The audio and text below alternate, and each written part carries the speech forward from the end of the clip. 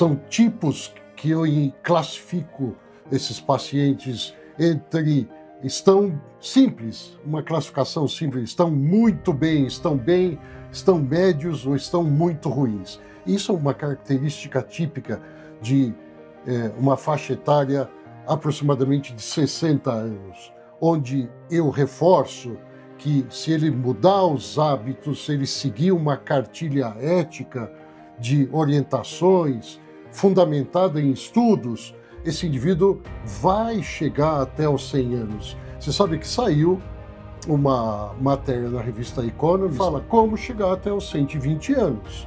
E eu já comentei num outro vídeo meu. E é muito interessante. Por que esses indivíduos se encaixam nessa classificação? Tem indivíduos que vêm me procurar para fazer um check-up prostático e 60 anos de idade, esse indivíduo tem uma cara de 80 anos de idade. O outro tem 60 anos de idade e eu fico admirado, porque esse indivíduo parece ter 35 anos de idade. E outros indivíduos que estão com o pé na cova com 60 anos de idade. E isso é muito interessante. E se eu colocar mais ou menos, são indivíduos que mais ou menos se cuidam, são indivíduos que não fazem esporte, mas eles andam, eles seguem uma dieta rigorosa e assim por diante. Então eu queria que você comentasse aonde está a genética disso. Por que tem uma variação muito grande nesse 60 anos, onde o indivíduo vai ou o indivíduo não vai. Me explica um pouco isso. Você sabe que é muito gozado você falar isso, porque no consultório também, quando a minha secretária abre a porta e o cara entra, eu já sei o que ele vai falar e eu já sei exatamente qual é a questão, né? E é evidente o que você está falando. Mas é lógico, tantos anos de clínica, a gente faz a leitura do paciente. Tem vários aspectos. Acho que o mais importante é uma frase que o Milton Friedman usava, né, na economia: não existe almoço grátis. There is no free lunch. No free lunch. Você faz, você paga, desde que você nasceu, certo? Algumas coisas interessantes. A gente nasce com um código genético.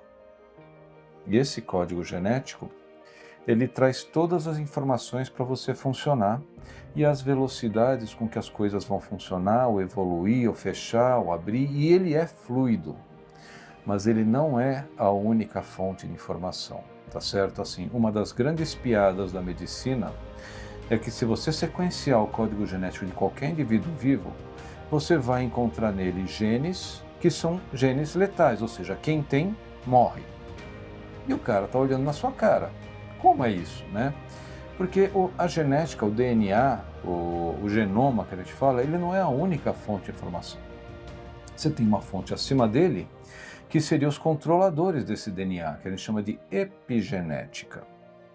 A epigenética é a capacidade que a nossa célula tem de fazer funcionar ou desligar um determinado gene. Então você pode até ter esse gene letal, mas ele não é permitido funcionar, porque se ele funcionar, você morre. Tá certo? E depois disso, você produz a proteína, a partir do código genético. Essa proteína pode ser modificada. Então você tem diversos pontos desse fluxo, que a gente chama de metabolismo ou vida, que a gente pode interferir, que interferem em como a gente funciona. Uma das coisas mais importantes é que tudo é energia. A moeda corrente da vida é energia. E energia é uma coisa limitada. Na verdade, se você olhar agora para o seu corpo, você vai ver que tudo o que você tem a seguinte função: ou é conseguir energia, ou é alocar energia, ou é armazenar energia, certo? Mas é você conseguir guardar as necessidades que você precisa. O nosso mundo é baseado em predação. Você tem quem sabe fazer energia, que são as plantas, e tem quem não sabe, que tem cobaco, somos nós, que comemos outros animais e outras plantas, né? A gente tem que conseguir. É isso que roda o mundo. Na verdade, eu brinco, mas é pura verdade. Eu falei isso uma vez num congresso de imunologistas e o pessoal meio que olhou Assustado. Bateu na cabeça deles que o sistema imune é uma coisa muito cara, a gente paga caro por ele. Mas não tem um organismo na face da Terra que não tenha o sistema imune, então ele deve valer o preço que a gente paga, porque senão não tinha. Aí se você pegar um bêbado na rua, der uns tapas na cara dele e perguntar para que serve o sistema imune, ele vai te falar, para te proteger de ameaças externas. Tudo bem, mas um câncer não é uma ameaça externa. E o sistema imune está lá vigilante. Todos os machucados que você tem, quem vai lá para fechar é o sistema imune, ele participa da cicatrização. Então eu refraseei esse negócio e a minha definição de por que nós temos sistema imune, o sistema imune, a função dele é guardar para você a energia que você precisa para os seus interesses. O que é uma infecção se não bactérias querendo acessar essa energia que você tem? Certo? O que é um câncer? Se não um órgão que consome energia de uma forma completamente descontrolada e não te dá nada em troca. E é por isso que eles são ameaças e são combatidas pela imunidade.